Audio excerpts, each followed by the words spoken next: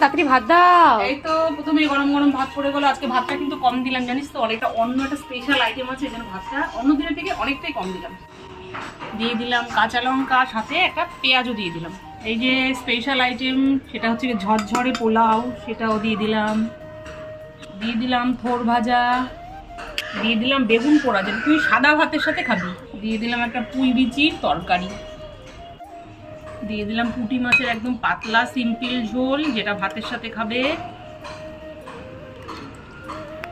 সব শেষে একটু পাতলা ঝোলও দিয়ে দিলাম। দিয়ে দিলাম চিকেন কষা, একদম চিকেনটা কষা কষাই করেছি, পোলাওয়ের সঙ্গে খাওয়ার জন্য একদম কষা কষা, আজকে কোনো জলের টাচই করি। গ্রেভিও দিয়ে দিলাম। প্রথমেই পাতে পড়ে গেল পুঁটি মাছের ঝোল, তারপরে চিকেন কষা, একদম পোলাওয়ের সঙ্গে চিকেন কষা।